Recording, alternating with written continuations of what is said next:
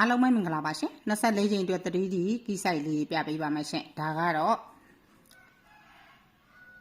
89ကနေစထွက်တဲ့အပင်ကနေပြပေးမယ်နော်ဒါမှန်သိကျင်နော် screenshot လေးရယူထားပါ screenshot လေးရယူထားပြီးတော့တွက်ကြည့်လို့ရပါတယ်ရှင်89လို့ကြားတဲ့အပင်မှာထီထွဲကဏ္ဍက34589ဒုတိယ8ခွန်ပထမဆုံးထီထွဲကဏ္ဍက449ဒီ3က3ကိုယူတယ်ဒီ8ကလည်း8ကိုယူတယ်ဒီ9ကလည်း9ကိုယူတယ်3မတက်နဲ့ပေါင်းတယ်ကဏ္ဍလေးလုံးပေါင်းလိုက်တော့3ကို2ပွင့်တိုးတော့5 5ကို4ပွင့်တိုးတော့9 3ရဲ့ပါဝါ8 5ရဲ့ပါဝါ3ည9ရဲ့နက်ခတ်က6အဲ့ဒီမှာဘာထွက်ခဲ့လဲ145လို့ထွက်ခဲ့ပါရှင်ဗရိတ်ကလည်း3ညဗရိတ်လို့ထွက်ခဲ့ပါတယ်145လို့ကြားတဲ့ပြင်မှာထီထွဲကဏ္ဍက458 145ဒုတိယ3ခွန်ပထမဆုံးထီထွဲကဏ္ဍက63ည2ဒီ4က4ကိုယူတယ်ဒီခွန်ကလည်းခွန်ဒီ3ကလည်း3ကိုယူတယ်ဒီ2ကလည်း2ကိုယူတယ်3မတက်နဲ့ပေါင်းတယ်ကဏ္ဍလေးလုံးပေါင်းလိုက်တော့2ကို2ပွင့်တိုးတော့4 4ကို4ပွင့်တိုးတော့8 2ရဲ့ပါဝါခွန်4ရဲ့ပါဝါ9 8ရဲ့နက်ခတ်က1အဲ့ဒီမှာကျတော့2 5 2လို့သူက2တစ်လုံးအပါနဲ့ပဲခွန်ပရိတ်နဲ့2တစ်လုံးအပါနဲ့9ပရိတ်နဲ့ကြားခဲ့ပါရှင်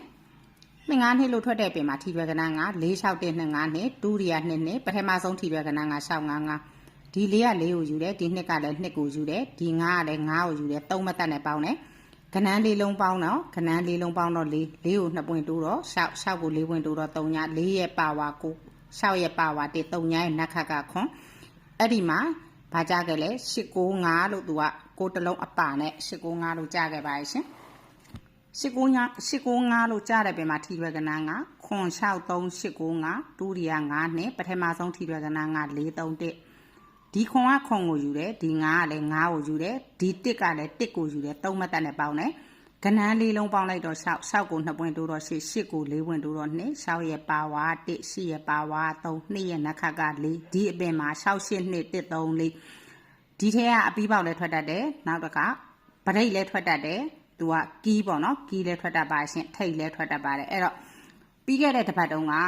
မန်ပါတွေကိုပေးခဲ့လိုက်တယ်မန်ပါတွေကိုပေးခဲ့တယ်8 5ထိတ်နဲ့6 4အလဲတိုင်းနဲ့ပရိတ်က3 8ပရိတ်ပေးခဲ့တော့အဲ့တော့8 9 6လို့ဖြစ်သွားခဲ့တယ်စူးစမ်းပေးပါမယ်နော်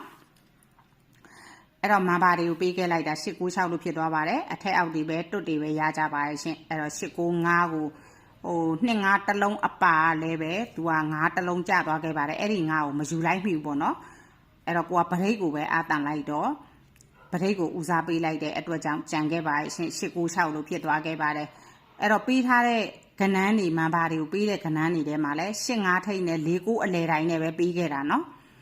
အဲ့တော့ဒီတစ်ပတ်မှာလဲစူးစမ်းပေးပါမယ်နောက်ပြီးတော့2Dသမားတွေပေါ့နော်2Dမန်ပါတွေတစ်ပတ်စာကို1000ခွဲကြက်ပါဗုဒ္ဓဟူးမကျော်အော2ကွက်2ကွက်ရမယ်ဗုဒ္ဓဟူးမကျော်4လုံးအခွေရမယ်အဲ့4လုံးအခွေထဲမှာအော်ဂနန်2ကွက်ပေးမယ်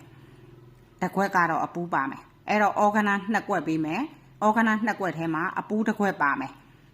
အဲ့ဒါကတော့တပတ်စာကို1000ခွက်ကြက်ပါနောက်တစ်ခါ 3D မန်ပါတစ်နှစ်စာကို8000ကြက်ပါရှင်